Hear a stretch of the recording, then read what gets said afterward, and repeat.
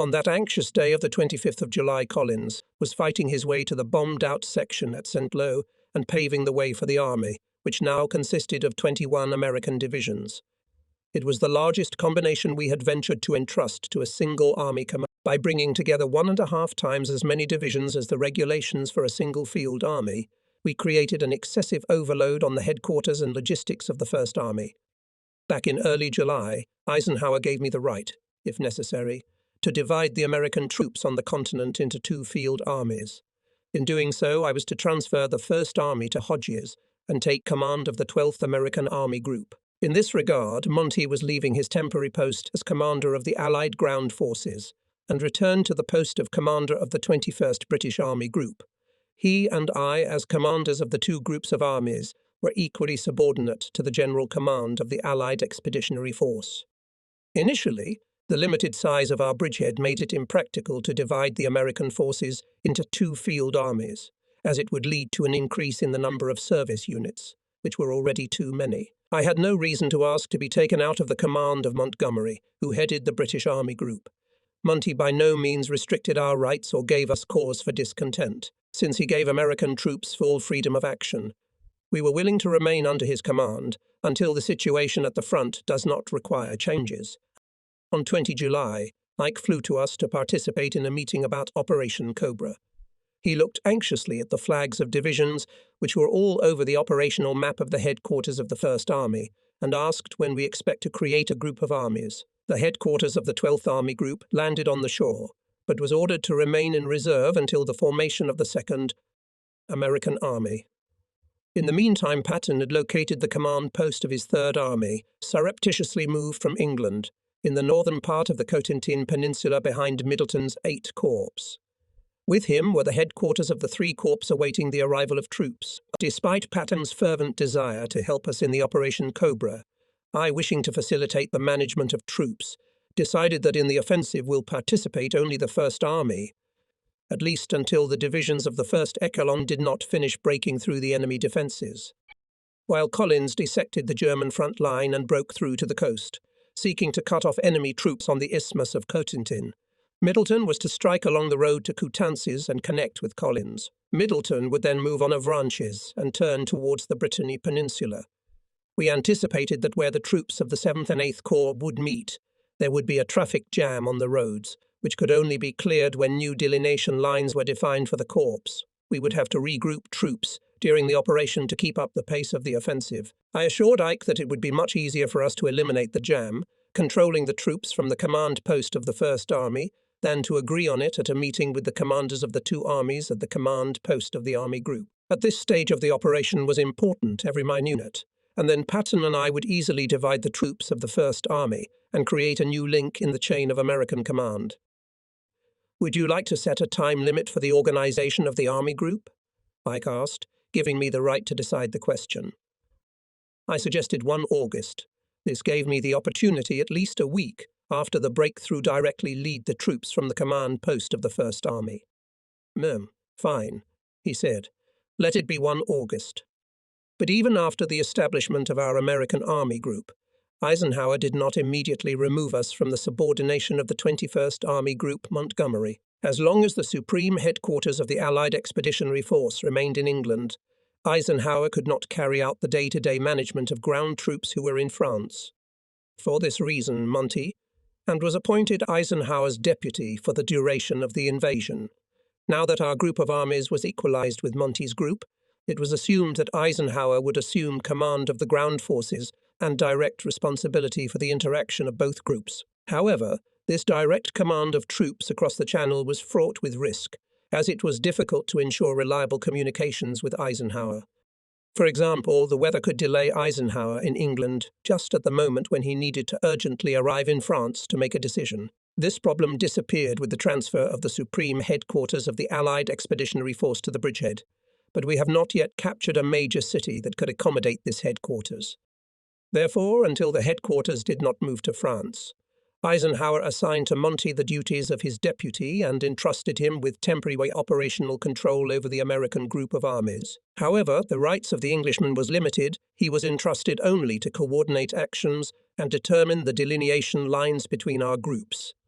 Despite the transfer of some of his powers to Monty, Eisenhower still led the command of both groups of armies. Although this compromise solution did not provide our group of armies the independence that we were promised in England, I did not object to it. If, as commander of the army, I enjoyed complete freedom of action, I had no reason to believe that Monty would try to restrict me now that I became commander of the army group.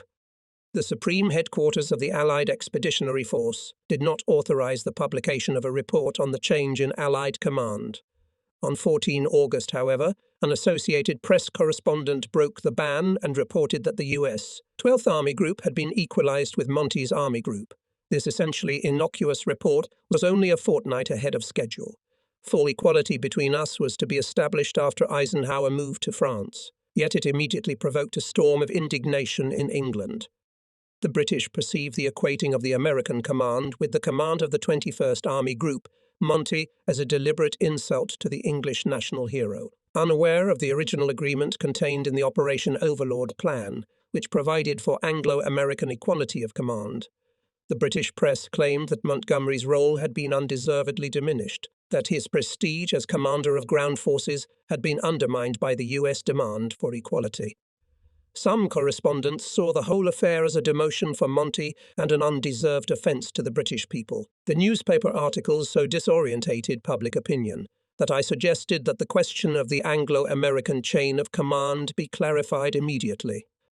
The question of the equal position of the American command and the command of the 21st Army Group, Monty, had been decided in England months before the invasion, and this decision was fixed in the plan of Operation Overlord. No one was going to permanently retain Montgomery as Eisenhower's deputy for ground forces. Had such a proposal been made, I would have strongly opposed it. Knowing that the United States would have to commit 2/3 of all ground troops, I saw no reason to put us under the British command. Eisenhower was angered by the premature disclosure of our agreement, because the violent reaction of the English press threatened to disrupt the friendly relations between the troops of the Allies, which he was so zealous to establish. Had he immediately announced his plan to give equal rights to both British and American commanders, he might have been able to forestall this ridiculous disagreement. But, perhaps fearing to offend the British, he refrained from explanation. Finally, on 31 August, the 12th Army Group was withdrawn from Montgomery's command, and the Supreme Headquarters of the Allied Expeditionary Force granted equal statute to the British and American groups. This was timed to coincide with the publication of the announcement that General Montgomery had been promoted to the rank of Field Marshal. Although we paid no attention to the uproar raised by the English press, I still wondered why Monty did not silence the newspapers. He could have easily calmed the English correspondents by informally explaining to them how the question of command was decided in the plan of Operation Overlord. Perhaps I was unfair to Monty, but I couldn't help but conclude that he simply didn't want to provide clarification. The rapid advance of American troops in mid-August undermined the prestige of the British, while we were rushing towards Paris, bypassing pockets of enemy resistance.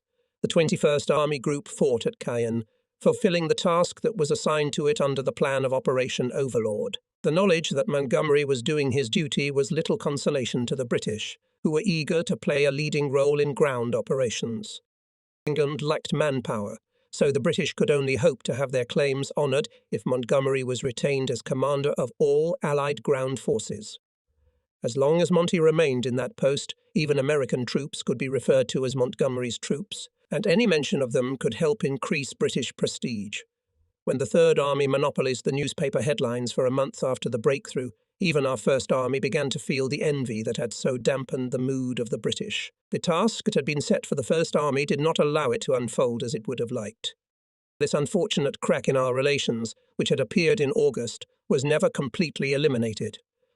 Throughout the winter fighting, there was behind-the-scenes talk of bringing Monty back as commander of the ground forces. During the battle in the Ardennes, Montgomery's supporters openly stated that von Rundstedt's breakthrough could have been prevented if Eisenhower had agreed to combine control of both army groups. However, these assumptions are refuted by the documents.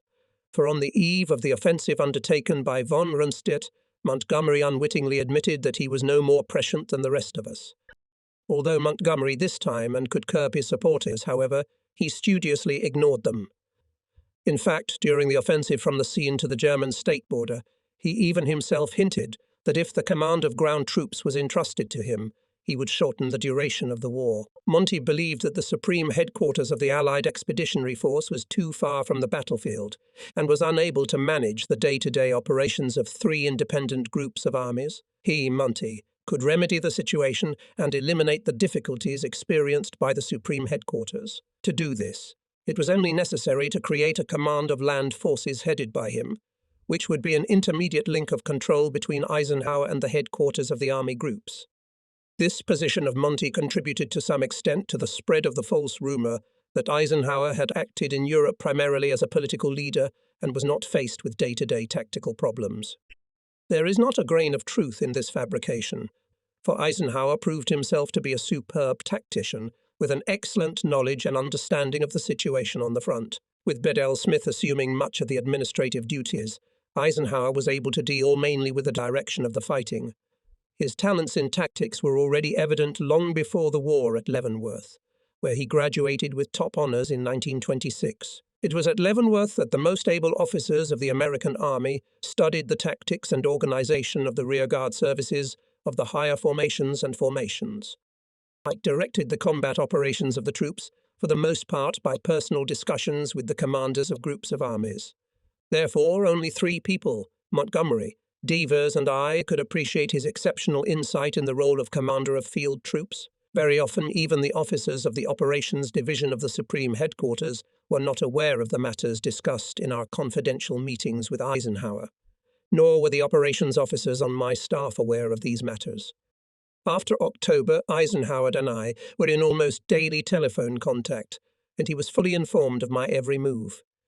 Very often we worked out our prospective plans during late-night conversations at the command post of Ike or my army group. Sometimes we sat up until 2 or 3 o'clock in the morning, exchanging views and discussing plans for the next stages of the campaign. It would therefore be difficult for historians to ascertain the views of one commander or another, or to apportion between them the laurels for making crucial decisions. However, Eisenhower gave us more than he got from us. In saying this, it is not my intention to diminish Montgomery's virtues or to tarnish his fame in order to show that Eisenhower was superior to him as a commander. During the winter campaign, Eisenhower was surprised to learn that Montgomery claimed command of all Allied ground forces. At the same time, Monty did not want to give up command of his group of armies in order to be eligible to become Eisenhower's deputy for ground forces. Thus, Monty wanted to retain the 21st Army Group, and in addition to take on the role of commander of all Allied ground forces. Monty is not enough tit in hand, said with irritation Ike. Give him and the crane in the sky. 6 July Patton crossed the English Channel and landed in France with the first echelon of the headquarters of the Third Army. His arrival was surrounded by the strictest secrecy, for if the enemy became aware of the forthcoming task of his army, to follow in the second echelon after the breakthrough troops, our deception with the Pas de Calais would be exposed. We gave George a bivouac on the Cotentin Peninsula, where his troops were to wait until 1 August, and then, that is, a week after the breakthrough of the First Army, to enter the battle as part of the 12th Army Group. I personally regarded George with mixed feelings. I was not the one who had suggested that he be appointed army commander, and I was concerned about how he would react to the fact that we had switched roles. After all, George was 6 years my senior and had commanded an army during the Sicily campaign in which I had the opportunity to be a corps commander. I did not really want to have George under my command and feared that curbing his stroppy temper would cost me too much labour. But at the same time I knew that under Patton I would have no need to push the Third Army. I would only have to see to it that he did not deviate from the direction he had indicated. George soon made me repent of my unworthy apprehensions, for he not only showed no ill will towards me, but carried out my orders with exceptional zeal and devotion to duty. Soon after the war ended, an officer of the Third Army told me that Patton often criticized his senior superiors sharply. But, he said, I never heard a general utter a single harsh word against you. A little time passed, and the new Patton completely dispelled all my unfounded fears. He and I formed the friendliest and most contented pair in the ranks of the High Command. Patton was no longer the swaggering soldier he had been at times in Sicily. He was now a sensible, judicious, and self-effacing commander. A few months later, when George outlined the plan of a maneuver, I pointed out to him some mistakes. Instead of responding to me with irritation, as he would have done a year earlier, George just squinted his eyes and said, shuckily, "You're right, Brad, damn it. You're always right." Patton, however, could not be said to have been completely reborn. He retained his impetuosity. Even in Europe, this restless nature continued to trouble those around him. The first wrong deed was committed by him only 12 days after arriving at the bridgehead, when the Third Army impatiently trampled on the Khotin Peninsula. As soon as the plan for Operation Cobra was ready, I told Patton about it, as he was to get involved in the fighting once it unfolded. On 18 July, 2 days before we intended to outline our plan to the correspondents attached to the First Army, Dixon appeared to me, purple with indignation. "We have learnt from our correspondents, General," he said, "that Patton has told the press at the Third Army about Operation Cobra." "Nade nit," I exclaimed and rushed to the telephone, but George was not there. Patton himself called me that evening and offered his apologies and explanations. Yes, he had told his staff about the First Army's breakout plan, but the correspondents had not been allowed to attend that meeting. The plan was revealed to the correspondents by his press officer. "I'll kick him out," he promised. "You can be sure I'll kick him out as soon as we find someone else." I hung up. George was in so much pain that I shouldn't have upset him with my remarks. He eventually removed that officer, but for different reasons. 2 days later, on 20 July, we were cheered with news of an assassination attempt on Hitler. Incidentally, Churchill expressed our unanimous opinion when he is reported to have said, "They haven't killed the bastard, but the time is not yet up." We were very encouraged by the fact that the feeling of discontent pushed some layer of the German army to conspire to save the Reich by killing the Führer. For several days we waited for signs of internal collapse, but the assassination attempt was unsuccessful and the favourable opportunity was lost. Few of us foresaw the ruthlessness with which Himmler would begin to restore order in order to discourage any attempt to assassinate the Führer another time. Subsequently, I repeatedly wondered why the German commanders do not stop the senseless resistance, which could only increase the catastrophe that threatened Germany. I was given the answer by George Patton, who came to Army Group headquarters in early August, when we were tightening the noose around the German 7th Army. "Hey, the Germans have either gone mad or they don't know what's going on," I said. "The career officers must surely realize that their song has been sung." Instead of answering, George told me about a German general captured by the Third Army only a few days ago. The Chief of Staff Intelligence asked him why he had not surrendered earlier, if only to save Germany from further casualties. "I am a soldier," the German replied calmly, "and I am following orders." Most career military men would have given the same answer. After all, few soldiers are able to determine at what point military resistance becomes morally pointless and turns into political suicide. Pétain was one of those who dared to make his judgment, but his example could not encourage others. When news of the attempted assassination of Hitler reached Patton, who was at that moment on the Khotin Peninsula, he rushed to our command post at Columbia. "For heaven's sake, Brad," George pleaded, "you must send me into battle before the war is over. I'm stuck in this doghouse now, and I may die if I don't do something extraordinary to get out of it." I've often wondered to what extent this mood of a man with nothing to lose helped Patton in his rapid advance in France. For surely no other commander could have matched him in recklessness of action and courage. Some day a detailed biography of Patton will cover this question more fully. For now, I am inclined to think that the soldier he slapped in the hospital in Sicily did more to win in Europe than any other private in the army. Just 34 days after George joined the battle for France, he joined me in asking Ike to retain his allotted tonnage needed to keep the traffic in the German frontier moving. "Hey, if you don't cut our supply ration, we can make do with what we get," he said. "I'll stake my reputation on it." Careful, George," Ike quipped. "Your reputation isn't worth much." Muttiel tightened his belt and smiled. It's not bad now." And indeed, judging by the newspaper headlines, it was. As soon as Collins had regrouped his troops where his front had been torn by our bombers, and closed the gap on the stretch reaching the Perrier-Saint-Lô road, he moved swiftly forward over the smoking ground. Already his first reports of the results of our air action dispelled the despondency which had enveloped us like a damp fog. Although the aviation had caused us some damage, it had dealt a crushing blow to the enemy. The cratered fields and roads were strewn with the black hulks of burnt-out tanks, the mangled bodies of soldiers, and the bloated corpses of animals. By midday on 26 July, 24 hours after the beginning of the offensive, we realized that the first sharp moment had passed and it was time to boldly build on the success of the breakthrough. On the evening of 27 July, the 1st Division broke through to the outskirts of Coutances, while Middleton was overcoming minefields laid by the enemy in his offensive lane, considering that the 8th Corps would join Patton's Third Army as soon as the latter was brought into the battle. I gave orders to George to follow Middleton's columns in order to assist them if necessary. On 1 August, when we divided the First Army, giving half of it to Patton, the 2 armoured divisions had already bypassed Avranches and entered the Brittany Peninsula. Our rapid advance caught the enemy by surprise, and now, in a hurry to rectify the situation, he transferred armoured forces from Montgomery's front to our front. Leaving the First Army on 1 August to take charge of the 12th Army Group, I quietly left the army to Hodges, my old hunting companion while at Fort Benning, who had been my intended successor 6 months earlier. A calm and methodical commander, he knew his business perfectly well and was considered one of the most capable troop trainers in the army. Patton rarely cared about details, but Hodges with exceptional care studied all matters and was better prepared than George to lead more complex operations.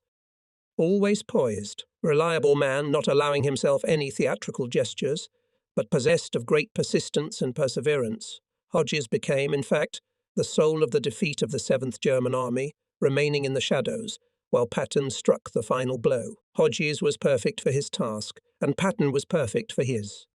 With the departure of the First Army, an unforgettable period of the war ended for me.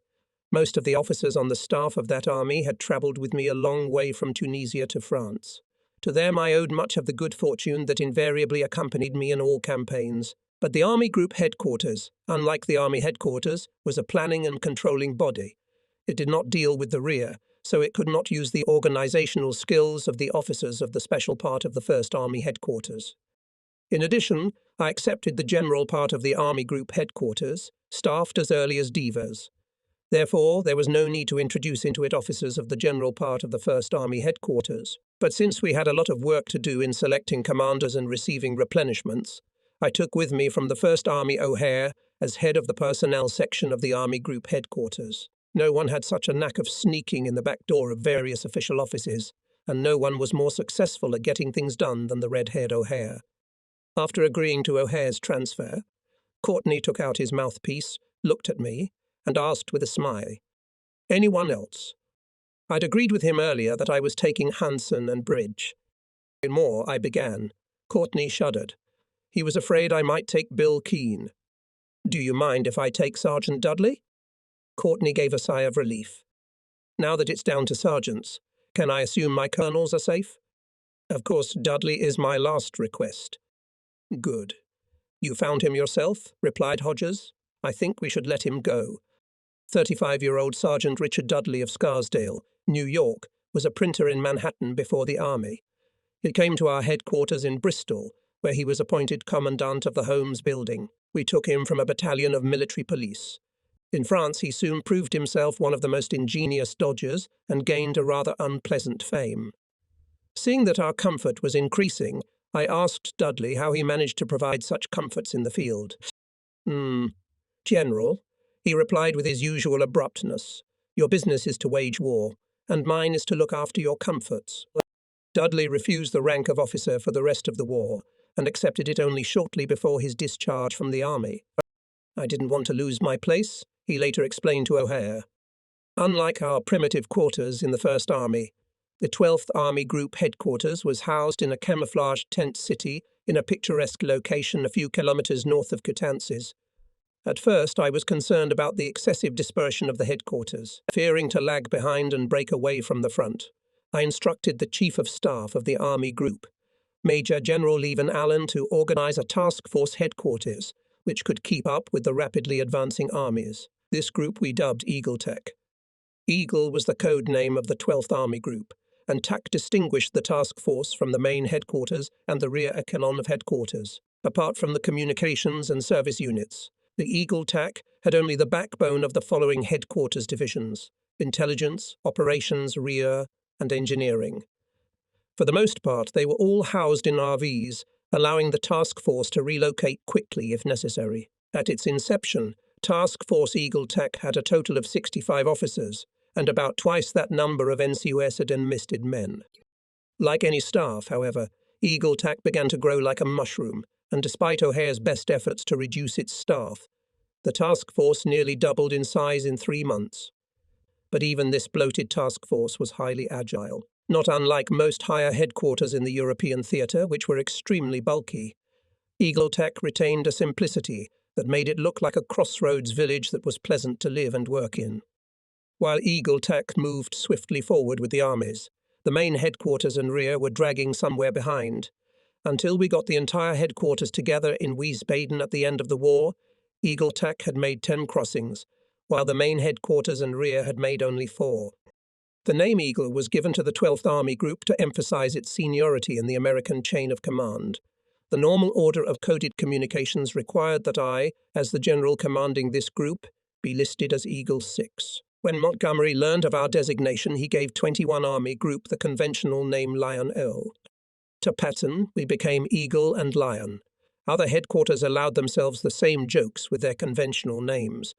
With a vanity forgivable to a headquarters with 2 campaigns under its belt, the First Army gave itself the name Master. And, as if to make fun of the failure that haunted the Third Army in Sicily, Patton gave it the name Lucky. When the Ninth Army arrived at the front in late August, it was given the conventional name Conqueror, and the Supreme Headquarters of the Allied Expeditionary Force decided to call itself Shellburst.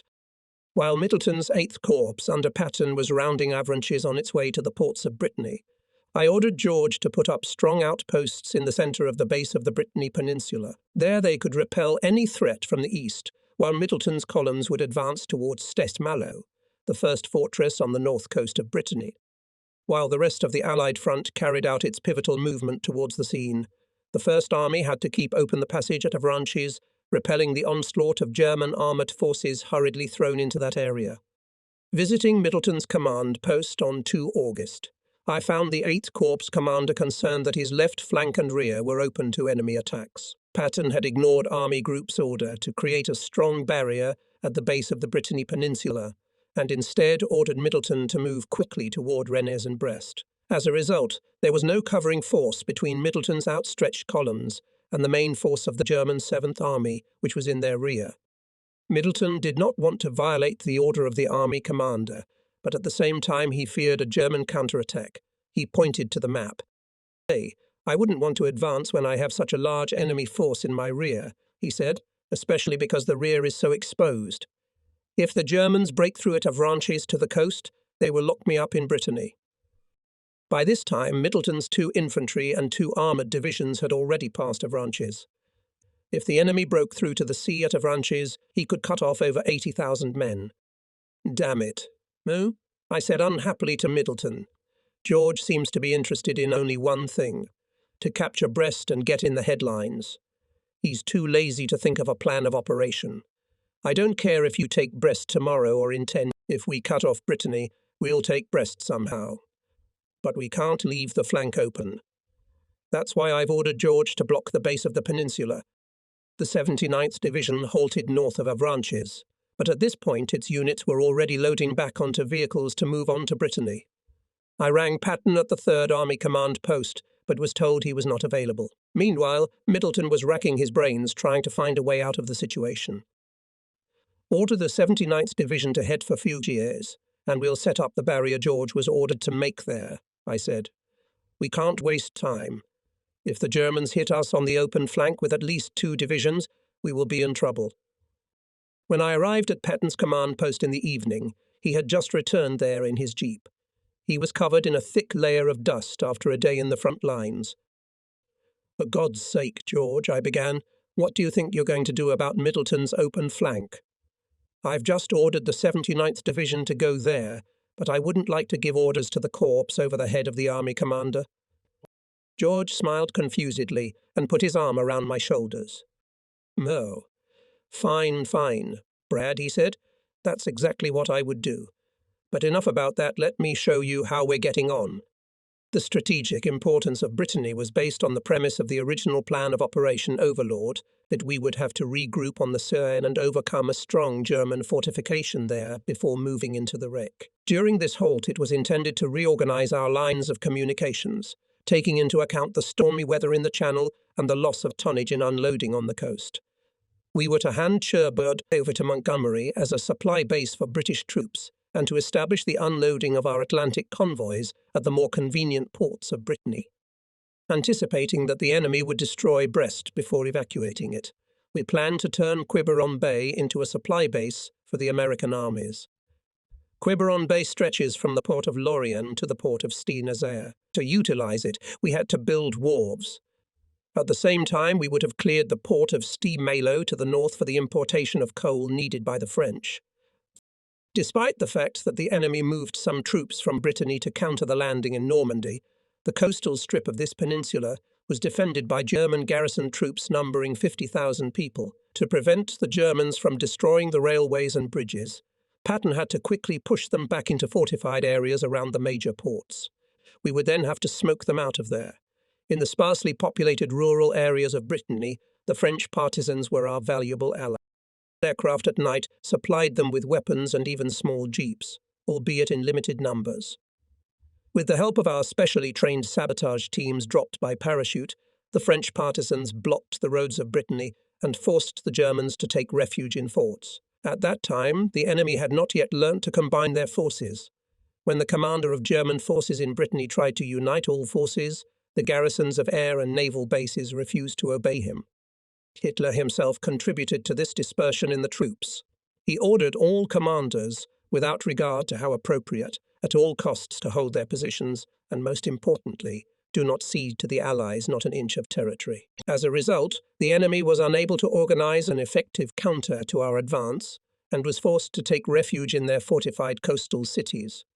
One of our infantry division approached the port of Saint-Malo, located on the rocky coast, and tank column forced marching towards Nantes. The other column rushed westwards to the fortress of Brest, which was at the very tip of the Brittany Peninsula.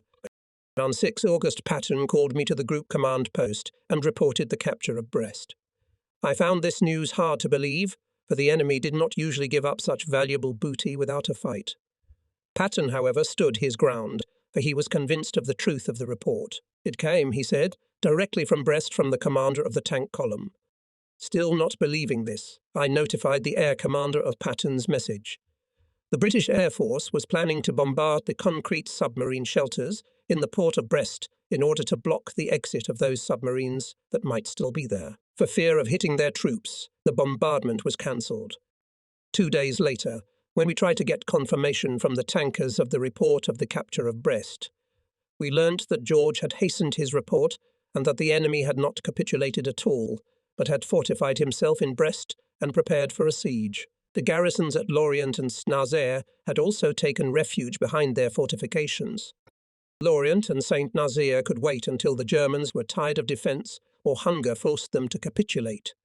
But Brest had to be taken if only we wanted to have free the sea communications which ran past this fortress into the Bay of Quiberon. In the end, 3 divisions were allocated for the siege of Brest. Only on 19 September, that is, 44 days, after Patton reported the capture of Brest, the garrison of the fortress, numbering 20,000 men, capitulated. By then the siege had borne fruit. Destruction by the enemy, as well as artillery fire and bombardment by Allied aircraft, had turned the harbour into piles of ruins. In Lorient and Saint-Nazaire, the Germans sat until the end of the war. To blockade these ports, we needed a whole infantry division, but even it would not have been enough if the French resistance forces did not have 17 infantry battalions which helped us to block the Germans. We could have knocked the enemy out of these 2 fortresses, as we did with Brest, but it was more advantageous for us to blockade them, as the garrisons of Lorient and Saint-Nazaire proved less aggressive than the garrison of Brest, and so did not threaten our supply lines. The siege of Brest is sometimes portrayed as an unnecessary and wasteful campaign, waged mainly because we clung blindly to the outdated Operation Overlord plan of taking Brest. Indeed, the need for the ports of Brittany, which served as a prerequisite for the entire plan of Operation Overlord, disappeared as soon as our rapid advance opened to us the ports of the English Channel and Antwerp. With the capture of Antwerp, one of the largest and best ports in the world. We abandoned our grandiose plans to build a base at Quiberon Bay and from Brest. Not a single ton of cargo has passed through these ports. Why, then, did we expend 3 divisions on Brest, losing nearly 10,000 Americans killed and wounded? Why not surround Brest like Lorient and Stecknazer, or do as Montgomery did with the ports on the Channel? The difference lies in the nature of the enemy's resistance. The garrison at Brest was quite unlike German garrisons in other ports. It was manned by soldiers of the famed 2nd Parachute Division. Fortress Brest was commanded by Major General Hermann Ramke, an energetic and fanatical soldier who could not be content with sitting in a concrete sack. To restrain Ramke and prevent him from marauding our supply lines would have required more troops than we could spare for a secondary front like Brest. Consequently, the decision to take Brest was by no means dictated by the outdated plan of Operation Overlord. I began the costly siege of Brest with Eisenhower's approval, not because we needed a port, but because Ramke did not give us, being unable to blockade Brest.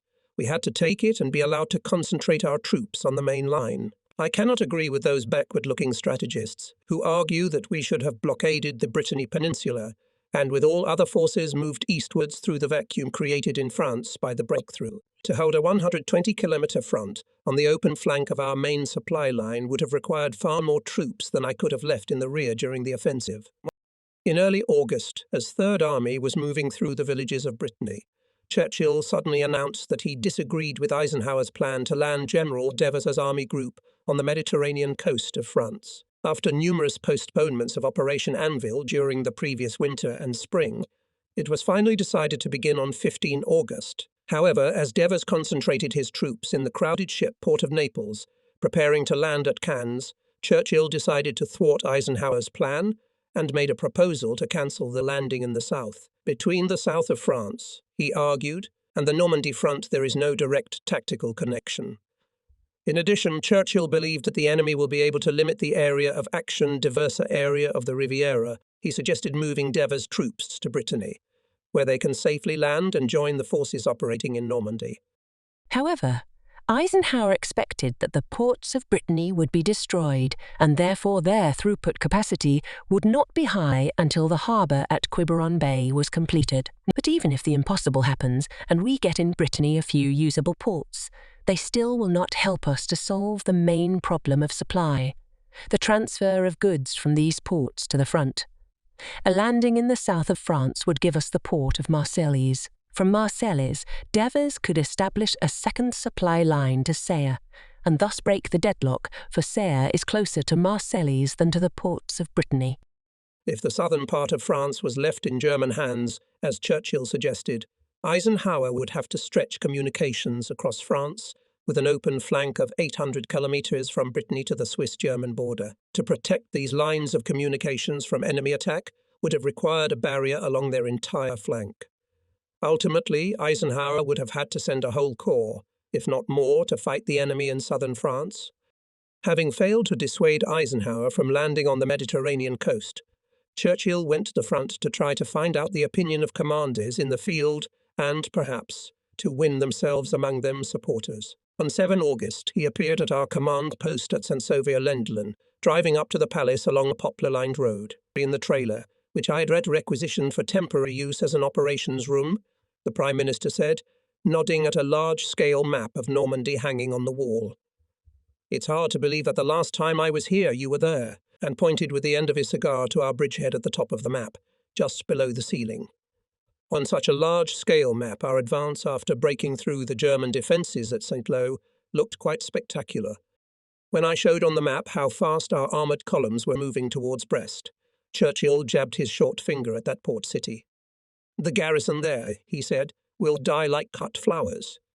Then nodding at the blue flags on the map behind Avranches, where we held a 32-kilometre passage between the German 7th Army and the sea, Churchill asked, "Are those divisions?" "Yes, sir," I replied. "We have allowed more than a dozen divisions through that passage." "My God, how would you provide them with food?" Churchill asked again and pointed to the only motorway through the narrow corridor. "Hey, there are actually 2 roads, sir," I explained. "The second one is an auxiliary road. Cars move along both roads without any intervals both day and night." Churchill demanded a black leather box, which was held under his arm by his naval adjutant. With a key hanging on a watch chain, he opened the box and took out a box of Havana cigars. Lighting up, the British Prime Minister carefully placed the extinguished match in a corner and began to talk animatedly about the possible transfer of Diva's troops. "Why," he grumbled, "why break in the back door when the front door is already open with your wonderful American army?" Not wishing to enter into a dispute on a matter that fell within the competence of the General Command of the Allied Expeditionary Force and the Joint Chiefs of Staff, I listened but did not express my opinion. At last, having fallen silent, the Prime Minister sank heavily into his chair, looked over his spectacles and said in a questioning tone, "But I am certainly not sure that such a belated change of plans would be advisable." Again he remained silent. Fortunately, things remained unchanged, and Operation Envil, renamed Operation Dragoon, was carried out as planned. Operation Cobra captured the enemy at a moment when the balance of his forces was dangerously out of balance. 6 of his 8 armoured divisions were concentrated on the Montgomery front. When we broke through the enemy's defences at St. Lo, he directed his armoured units towards the breakthrough area. But then, when Middleton's advancing troops on the road to Coutances cut off the Germans from the west bank of the Cotin Peninsula, the enemy suddenly found that his left flank is open and threatened. Now that Patton had sent his tanks into the gap between the Seine and Orleans, and Hodges was covering the open flank of the enemy, the German command had a difficult decision to make where exactly it should seek a decisive battle on the Western Front. Either pull back from the exposed left flank, straighten the front line in a north-south direction, and hold it, ensuring an orderly retreat to the Seine, or risk an army and strike at Avranches in an attempt to close the gap and reattach the left flank to the sea. It was important not only to make the right decision, but to make it in time. After all, as long as our corridor at Avranches remained open, the 7th German Army had an unprotected left flank and rear. The longer von Kluge postponed the decision, the more dangerous became his position. Retreat to signposed the enemy a serious problem of transport. The railways were destroyed, and only a few German divisions had their vehicles in sufficient numbers to move on the highways. In addition, to avoid Allied airstrikes, they would have to move only at night. Despite these difficulties, however, the enemy would probably still have had time to withdraw his main forces behind the Seine line. Although aviation could harass his columns and delay their movement, it was in no position to stop them. By moving to the right bank of the Seine, the enemy could reinforce his defences with troops from the Pas de Calais area. In this case, he also reduced his lines of communication and occupied positions close to the bases of German aviation, which was able to provide air support for his ground troops. In contrast to the difficulties of a forced withdrawal to the Seine, the other route offered the enemy a tempting opportunity to go on the offensive, restore the balance and straighten out the front line in Normandy.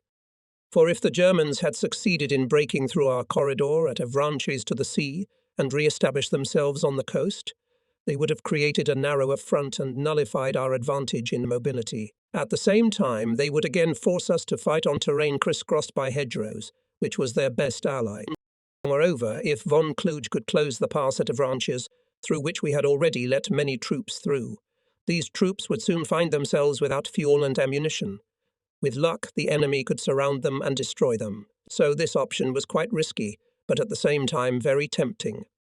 However, before taking the serious risks associated with the offensive, the enemy had to weigh all the possible disadvantages. The strategic advantages of the offensive at Avranches were undoubted, but it exceeded the tactical capabilities of the Germans. Had the choice been given to the German commanders on the ground, they would undoubtedly have rejected the offensive and preferred a safe withdrawal behind the Seine. They were aware of the vacuum that was behind them and realized that a defeat on the Normandy front could open the Allies all the way to the Rik. They knew far better than Hitler's sycophants in Berlin how much weaker they were than we were in Normandy. But it was characteristic of the Nazi regime that only the Führer himself, not his commanders, could make such a responsible decision. And so Hitler, who was in a distant bet on the Eastern Front, unhesitatingly ordered von Kluge to hold on to the positions he occupied in Normandy and go on the counter-offensive with the task of closing the passage and restore the front at Avranches. It was this decision, more than anything else, that determined the German defeat in the Battle of France. It was not until 1 o'clock in the morning of 6-7 August that the enemy gathered sufficient strength to launch his fatal offensive. He directed a blow at Mortagne, located 32 kilometers east of the shallow bay of Mont Saint-Michel. 5 Panzer and SS divisions formed the shock fist of the offensive grouping. This was the Germans' first major counter-offensive in France. Their second and last counter-offensive was the Battle of the Ardennes. For the offensive, the enemy had withdrawn his tanks from the Montgomery front and had taken infantry from the Pas-de-Calais area. Only now, 2 months after the Allied invasion, the German command realized that it had been deceived and that an entire German army had stood idle in vain in the decisive hour of the Battle of France. Just one night before, Major General Leland Hobbs' 30th Division had replaced the 1st Division thrown in to outflank the German flank. Thinned and exhausted from 2 weeks of fighting, units of the 30th Division took up positions vacated by the withdrawal of the 1st Division. These positions had been chosen by the 1st Division during the offensive and did not have sufficient depth for defence. A few hours later, the enemy broke through the first of Hobbs's lines. The 2nd Battalion of the 120th Regiment was crushed and cut off from the main force. For 6 days, this doomed battalion responded with fire to German demands for surrender and continued to defend its position with firm determination. In late August, it radioed for urgent medical supplies. We sent out a link of C-47 aircraft, but the enemy opened heavy anti-aircraft fire and the aircraft dropped more than half of the cargo into the enemy position. Then the 30th Division stuffed artillery shells with vials of morphine and sulfur preparation and released them over the heads of the enemy into the battalion's location. On 12 August, our troops broke through to the battalion, and it was withdrawn from its position surrounded by piles of corpses of German soldiers. For this battle, which was one of the most heroic fights of the entire war, the battalion received the President's commendation. By his reckless advance on Avranches through the positions of the 30th Division at Mortagne, the enemy forced us to make the most important decision of the entire campaign in France. It cost the enemy an army and gave us France. Winston Churchill, 6 months later, called it one of the boldest of the whole war.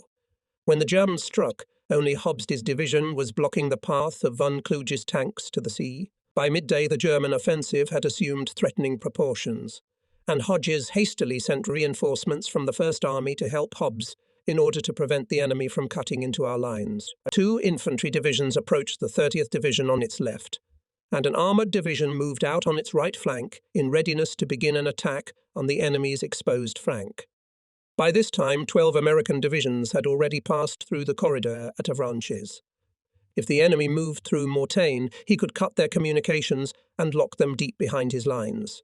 Of the 12 divisions, 4 were not yet in combat. They were to move rapidly eastwards, reach the line between the Seine and Orleans and cut off the enemy's escape route. We had a choice to make. 1. Either act prudently and bring back these last 4 divisions in order to reinforce Hodges's defences at Mortagne and thus secure our communications in Brittany. And 2. Or risk taking advantage of the enemy's breakthrough in the Mortagne area to throw these 4 divisions on his open flank and attempt to destroy the German 7th Army.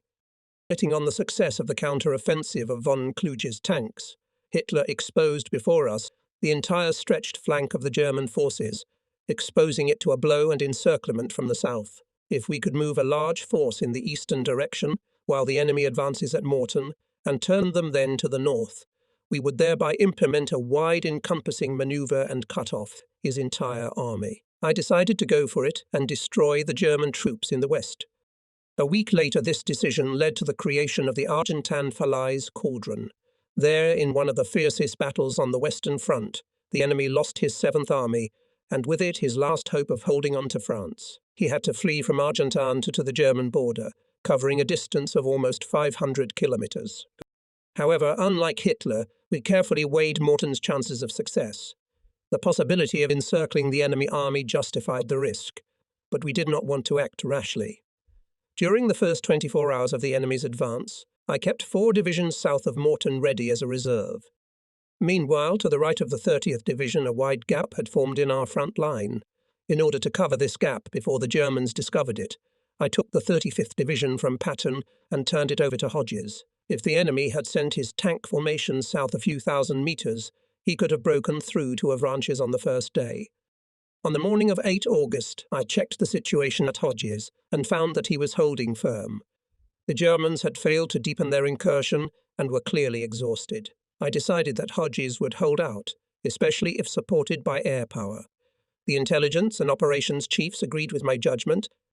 We only needed a forecast of good weather in order to strike in the eastern direction and then turn north and cover the open flank of the enemy. We received such a forecast that morning. We were promised cloudless good weather for several days. I handed the weather report to Levin Allen. "Let's get started," I told him, "and throw everything we have to the east." The order was sent to Patton. While Middleton was pursuing the enemy in Brittany, Major General Walton Walker's 20th Corps was to strike towards the passage between the Seine and Orleans. At the same time, Major General Wade Haslip's 15th Corps, which was in the vicinity of Le Mans, was turning north to the junction of roads at Argentan with the task of blocking the enemy's main escape route. On 6 August, after the enemy withdrew his tanks from the front at Caen and moved them to Mortain, Montgomery ordered the British and Canadian armies to move towards the Seine. Eyrat, commander of the Canadian army operating on the left, was to take the road from Caen to Falaise and from there turn northeast to Rouen. Dempsey, who was on the right, moved on the main highway which ran eastwards through Argentan, 40 kilometres south of Falaise. The enemy had not yet launched an offensive on Mortain, and Montgomery's plans were based on the assumption that von Kluge would withdraw from his positions in Normandy to a defensive line along the Seine River. A few days earlier, when Montgomery had outlined his plans at a meeting, Dempsey had cheerfully offered a wager that he would overtake the American troops and arrive at Argentan earlier. I did not dispute Bimbo Dempsey's optimism, for in carrying out the broad bypass manoeuvre, which was to bring us to Argentan, we had a much longer way to go. On the evening of 7 August, the Canadians moved up the road to Falaise. Bomber aviation cleared their way. By noon the next day, however, they encountered stubborn resistance, for the enemy had fortified himself at Falaise, covering his communications, which provided him with a transfer of troops to our corridor in Mortain. Seeing that the situation had changed as a result of the enemy's advance on Mortain, Montgomery revised his plans. He decided to join us and capture von Kluge in pincers. While the American troops came in from the south, he was to move from the north through Falaise, with the task of cutting off the enemy located to the west and destroy his 7th Army. As Ike's representative, Monty was responsible for coordinating the actions of all 4 Allied armies. Haslip's 15th Corps was to outflank the enemy from the south and reach Argentan. This city was in the band of action of the British, 20 kilometres from the boundary line. But since here was a junction of roads of strategic importance, where our pincers were to close, Monty willingly forgave us the violation of the boundaries. "We'll go as far as Argentan and entrench there," I said to Patton. "We must be careful not to run into Monty coming from Falaise." Closing his half of the pincers from the north, Monty was to advance rapidly along the road from Caen through Falaise and hold the line 20 kilometres south of Falaise. Once he had closed the passage between Falaise and Argentan, the enemy's last avenue of retreat from Mortain would be cut off. But we needed time to approach Argentan from the south and close the pincers, and we hoped that the Germans would continue their fruitless offensive long enough to give us an opportunity to outflank them. On the second day of the enemy offensive at Mortain, Secretary of the Treasury Henry Morgenthau visited our army group during another tour of the theatre of operations. Hobbs' 30th Division held its ground with such courage and tenacity that we called it Morton's Rock. Meanwhile, British Typhoon aircraft armed with rockets joined the American Air Force and attacked von Kluge's tanks until the enemy positions were covered with black plumes of smoke from burning tanks. In acquainting Morgenthau with the situation that morning, I showed on the map the place where the German front line south of Mortain turned back, and explained how we press on the enemy from his open flank. "Such an opportunity falls to the lot of a commander not more than once in 100 years, I said. "We're about to destroy an entire enemy army." Morgenthau was sceptical of my words, but I pointed to the German wedge at Mortain and outlined the reasons that entitled me to make such a statement. "If the enemy continues his offensive in the Mortain area for another 48 hours, he said, "he will give us time to close the encirclement ring at Argentan and completely destroy it. And when he loses his 7th Army in this cauldron, he will have no strength left to fight us. We'll move from here to the German border unimpeded."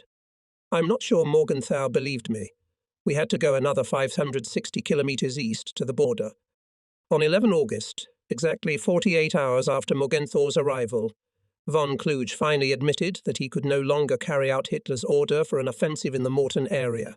He recommended abandoning the reckless offensive and withdrawing to the Seine. The next day Hitler agreed to the withdrawal, but on the condition that von Kluge would push the enemy away from his left flank and rear. With the same success, Hitler could have ordered his commander to reverse the course of the Seine. Our 15th Corps, consisting of 2 infantry and 2 armoured divisions, had already reached the junction of roads in Argentan and was about to close the passage. Meanwhile, Monty acted in the north with less and less success. In 5 days of offensive, he had advanced the Canadian half of the pincers to Falaise, only halfway. On the evening of 12 August, Hayslip reached Argentan, but Monty was stuck in the north, and a gap of 30 kilometres remained between the British and American forces. Patton telephoned me that evening from his command post near Laval. "Our units are at Argentan," he reported. "Let me move on to Falaise and we will throw the British into the sea, giving them a second Dunkirk." "By no means," I replied, "for I feared a collision with Montgomery's troops. You must not move beyond Argentan. Stop at the line you have reached and entrench yourself. Seibert says the Germans are beginning to withdraw. Better get ready to meet the enemy." Patton had long doubted that Monty could close the passage at Argentan, so he ordered the 15th Corps to move through Argentan to Falaise. By the time George called me, Hayslip's tanks had already moved out of Argentan. However, my orders were so emphatic that George returned Hayslip without a word. While we were impatiently waiting for Monty in Argentan, the enemy strengthened the defences of the corridor. Vanguards of tank troops and S units were already withdrawing through the corridor, heading for the Seine. But instead of redoubling his efforts and cutting off the Germans' escape route, Monty increased the pressure on the enemy remaining in the western part of the cauldron. He did not close the gap at Falaise, but continued to push the enemy back to the Seine. If the tactics of Monty puzzled me, Eisenhower it just frightened.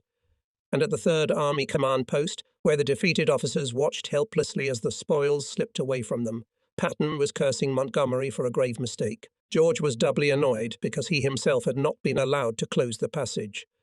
But Monty never objected, and I never suggested that the passage between Argentan and Falaise be closed by American troops alone. I was quite content with our original task and did not wish to undertake another. Although Patton could close this narrow neck of the river, I doubted whether he could hold it.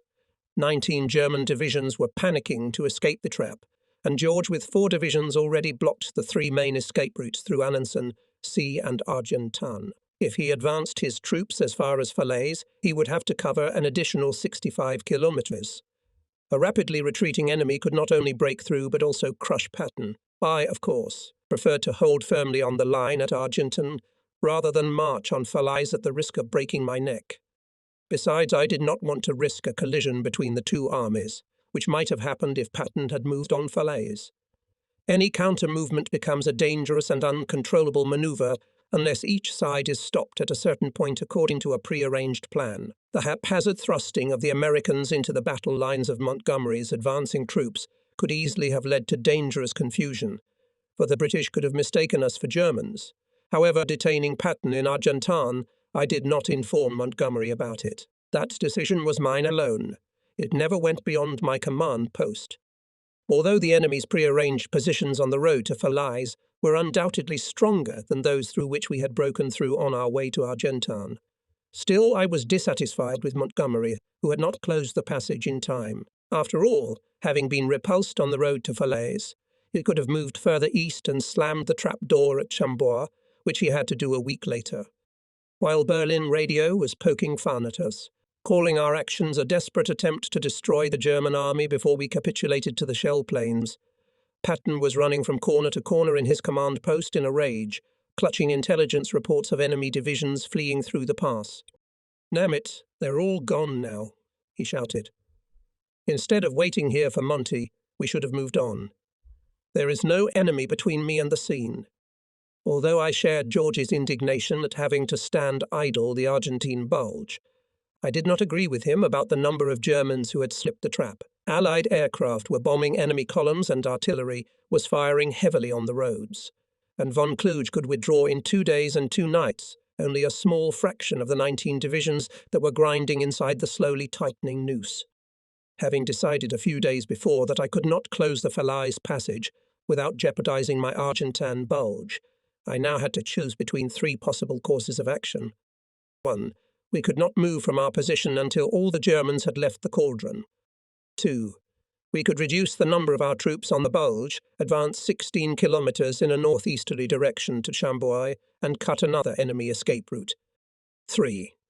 Finally, we could leave part of our forces at Argentan and wait to link up with the approaching Montgomery troops, and throw the rest of the forces in an easterly direction in order to seize a bridgehead on the opposite bank of the Seine. The first option meant essentially doing nothing and could not produce concrete results. The second promised a small reward. Although we could not close the trap with the capture of Chambord, but would narrow the throat and perhaps slow down the escape of the enemy from the cauldron. The third option, a rapid rush to the Seine, opened the greatest tactical opportunities. After all, if Patton seized a bridgehead on the east bank of the Seine, he would deprive the enemy of the last reliable chance to gain a foothold on this line. But here we were taking the risk ourselves. By advancing towards the Seine instead of towards Chambord, we gave the enemy an opportunity to escape from the Falaise cauldron. Usually the first objective of a belligerent is to destroy the enemy army. Was the bridgehead on the Seine important enough to justify violating this law of war? George helped me resolve my doubts.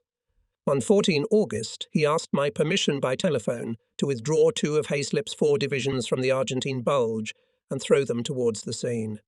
I immediately rejected the first 2 options and agreed with Patton on the third.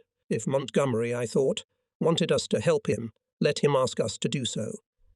But since such a request was unlikely, we would move east. Moving to the Seine, Patton was to lead the Third Army in 3 directions. 1 corps in the south, to Orleans, another in the centre, to Chartres, the third, in the north, UA to Druex, 65 kilometres west of Paris. From Dreux-Hayslip was to turn northeast to Mantoux, and there, 56 kilometres north of Paris. Rarely Hayslip moved to the place of forcing the Seine, as Montgomery suggested, that we move our southern covering grouping from Argentan to the northeast to Chambois. Monty has already sent there the Polish armoured division, aiming to close the ring of encirclement of the enemy. I agree with you, sir, I said to Monty. We should move northeast. In fact, I'd already sent 2 divisions northeast to the Seine, and was 120 kilometres east of Montgomery's Chambois as objective. While Monty was catching his breath on the other end of the wire, I tried to fight the doubts that had gripped me. Was I doing the right thing? After all, if we did not move to the Saône, we could close the Falaise passage to Chambois and take more prisoners. At the time of my conversation with Patton, I was unaware of Monty's decision to move southeast to Chambois. For the first and only time during the war, I went to bed feeling an agonizing sense of uncertainty, and now I still don't know whether we should have postponed our advance towards the Seine and moved instead towards Chambois. Although a bridgehead on the opposite bank of the Seine hastened our further advance, the capture of Chambois would have allowed us to take more prisoners. August 19, that is 12 days after the enemy attacked us at Mortagne, and 6 days after Patton reached Argentan, Montgomery closed the ring of encirclement in Chambois, 25 kilometres southeast of Falaise. More than 70,000 demoralised German soldiers were killed or captured in this cauldron. Nevertheless, during the 5 days that Patton waited for Monty at Argentan, thousands of Germans broke free from encirclement. But even this circumstance could not diminish the significance of our victory at Mortagne, which was achieved as a result of Hitler's blunt stubbornness. The bulk of the 19 German divisions were ground up in a cauldron. Only mobile units escaped. They slipped out in separate small groups. The enemy west of the Seine was destroyed, and after that the liberation of France was a matter of days. Between the Orne and the Seine, German troops were still blocking the 21st Army Group Monty. But after the American troops reached the Seine, von Kluge had nothing to do but withdraw to save at least the remnants of his army. The whole world watched in amazement at the speed with which Patton was advancing to the Seine. But the brunt of the fighting with the Germans in the Falaise cauldron was borne on their shoulders by Hodges's First Army, for the enemy, despite the hopelessness of his situation, did not at all easily fall into despair. Even division commanders marvelled at the ferocity of the German resistance in the Falaise cauldron. One division commander, having visited an advance battalion that was fighting an encircled enemy, tried to assure the weary officers of the battalion headquarters that only second-rate Germans were against them. A tired-looking lieutenant, the battalion's intelligence chief, looked up with inflamed eyes and said dryly to his commander, "General, I think you should have assessed the Boches differently. They apparently don't know themselves that they are as bad as you think. During the battle in the Argentan Falaise area, Patton's success was measured in kilometres travelled and Hodges' success was measured in the number of enemy killed. Thus, neither of them could claim superiority, as their tasks were quite different. Nevertheless, if the number of killed is an indicator of the ferocity and intensity of the battle, then the First Army can claim to have borne the brunt of the offensive. In 19 days, the Third Army went from Arfranches to the Seine, and the First Army, which eliminated the Argentan cauldron, lost 19,000 men. Its losses were almost twice the losses of the Third Army, operating on the open flank of the enemy. 19 August, on a foggy morning, when we closed the ring of encirclement in the area of Chambord, Montgomery called a meeting to coordinate his advance to the Seine with ours. We met halfway between our command posts and sat down with clipboards in hand under a fresh haystack by the roadside.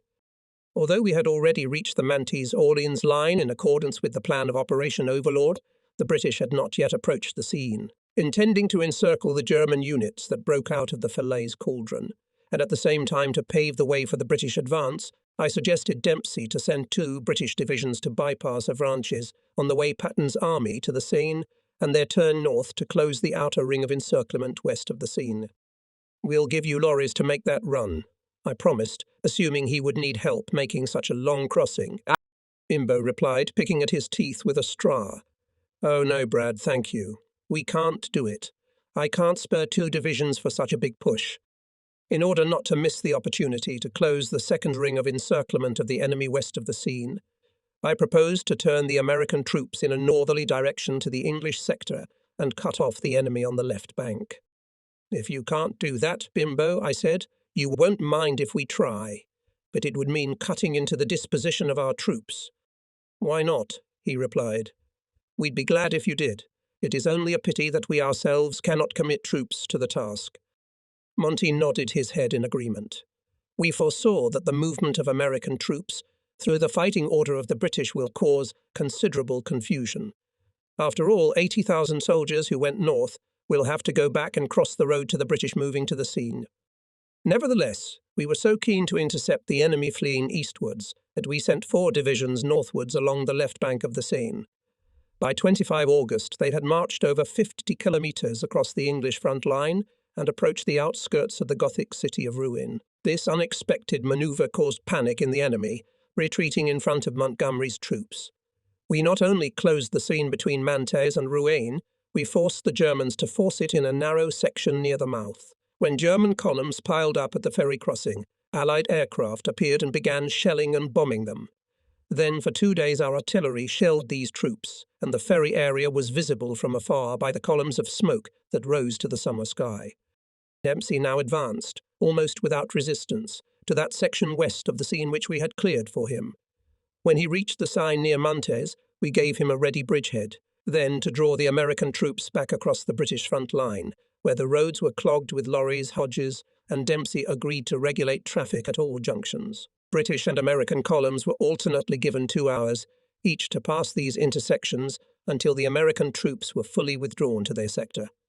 A few days later, when English newspaper correspondents questioned Dempsey about his progress toward the Seine, he stated that he could have gone faster if it had not been for the American lorries that were interfering with the movement of his troops. Although we were perhaps oversensitive to all censure, yet my ego was hurt when I learned that the one who had most to gain from our manoeuvre regarded it as a hindrance. I reminded Monty that it had been far more profitable for Dempsey to use half the day's roads cleared by the Americans from the enemy than to advance for a whole day on roads still occupied by the Germans.